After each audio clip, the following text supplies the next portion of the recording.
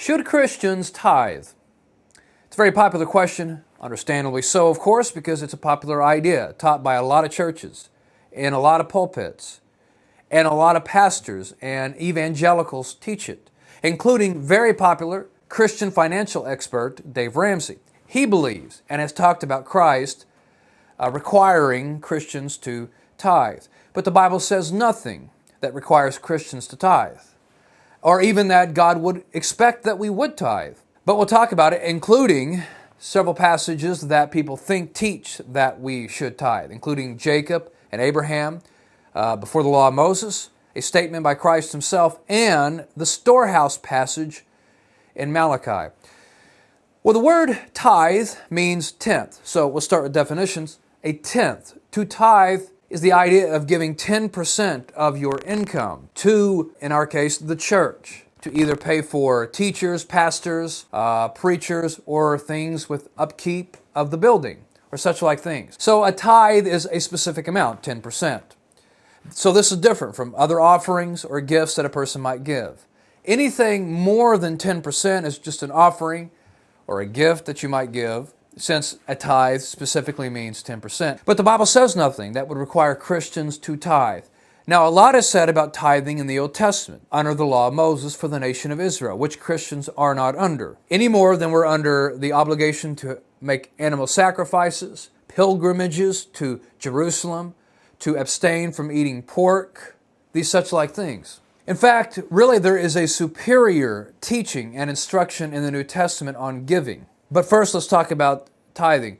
Now, in the Old Testament, the nation of Israel was required to tithe. The nation of Israel was divided into 12 tribes, or big family groups, that owned lands and had inheritance given to them by God. The tribe of Levi had no inheritance as far as the land is concerned. And God had required the Levites to work primarily for His purposes in the temple, or the tabernacle before that. And so the tithe was enacted by God as a way of supporting the Levites, who would not have a normal secular job. But the church, the kingdom of Christ, we have no tribe of Levi, and thus there is no command or requirement in the New Testament. And Christ never commanded Christians to tithe. Actually, the New Testament teaches the concept of stewardship, and that all that we own belongs to Christ, not just 10%. And that whatever we do with all of our possessions, especially money, must be considered in light of serving Him.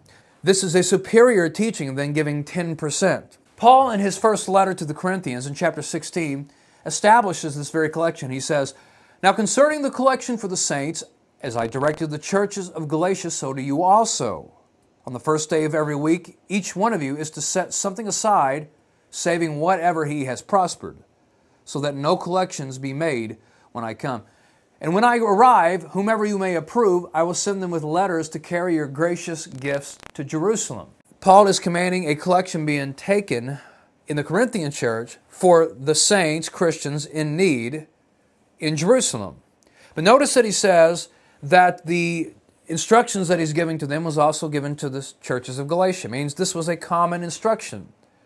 And yet nothing is said about tithing. In the Old Testament, some of the tithe was used for the poor, and there is a debate on whether there was one tithe or three tithes or even two. But nevertheless, some of the tithe was used for the poor. But in the New Testament, when collections are taken for the poor, or when the poor are supported, such as widows, nothing is ever said about tithing, because it isn't a New Testament instruction.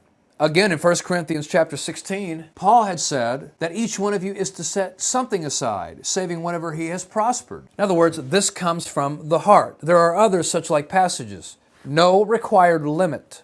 But what about some of the passages that people think teach that we should tithe? Jesus says to the Pharisees in Matthew chapter 23 and verse 23, "Woe to you, scribes and Pharisees, hypocrites!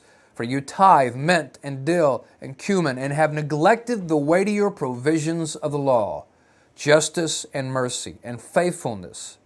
But these are the things you should have done without neglecting the others."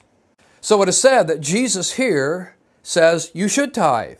He says the tithing is something they should have done. But this, of course, makes sense because they lived under the law of Moses, and they were required by that law to tithe. So they should have in fact tithed. But we live under no such law today.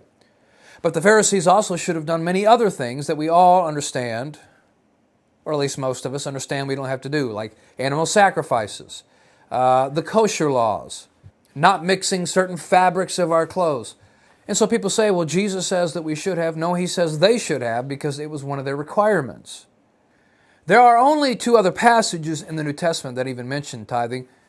One is in Hebrews that just talks about the tithing of Abraham to make a point about the superiority of the Melchizedek priesthood, but isn't requiring tithing. And the other one is about a Pharisee who boasts about his own tithing. None of this, of course, means anything for the Christian as far as a requirement to tithe. But what about the Old Testament? Let's think about the storehouse passage in Malachi. In Malachi chapter 3, verse 8, it says, "Will a man rob God? Yet you are robbing me. But you say, how have we robbed you? In tithes and contributions. You are cursed with the curse, for you are robbing me, the whole nation of you. Bring the whole tithe into the storehouse, so that there may be food in my house. And test me now in this, says Yahweh of hosts." So the nation of Israel is rebuked because they hadn't been paying their required tithes to support the priest in God's house, the temple. And God says, bring the tithes to the storehouse. The argument is commonly made that the local church in today's time is equal or parallel to the storehouse, and thus you should bring your tithes. This is nothing but an assertion. There's no evidence that a local church is parallel or compared to a storehouse. If it is, here's my question. What does it store? Does it store money?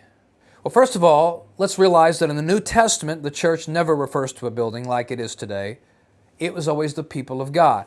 And a local assembly could be called a church, no doubt it is. But what is stored there? If anything's a storehouse, it's the bank. That's where churches keep their money. Furthermore, the Jews did not pay into the storehouse so that they could go and then eat from it. What we're really talking about is Christians paying tithes so that they go and get fed from the money that they give. But that's not the way that it works. The truth is, there is no comparison. This is made up, and the New Testament never makes the comparison between the local church and the storehouse, and it never requires tithing. When money is given to the poor in the New Testament, again, nothing is said of 10%. Okay, but now I have said that the tithe was primarily an Old Testament requirement for the Levites. But again, some like Dave Ramsey, who I have a lot of appreciation for, just I don't agree with him in this area. But Dave Ramsey has said, well, the law of Moses, or rather tithing, predates the law of Moses. You can find Abraham doing it, and you can find Jacob doing it. But you'll find neither one of these examples helpful to the case. In the case of Abraham, when he took spoils from a conquest in war, he met King Melchizedek, and he gave a tithe. He gave a tithe from the spoils, not his normal possessions. We have no indication that Abraham ever tithed at any other time in his life. He could have, but we just simply don't know and could not make the case for it. We certainly don't have anything here where Abraham regularly gave a tithe from his regular possessions. Nothing to be said there about any principle that God would have us keep about tithing.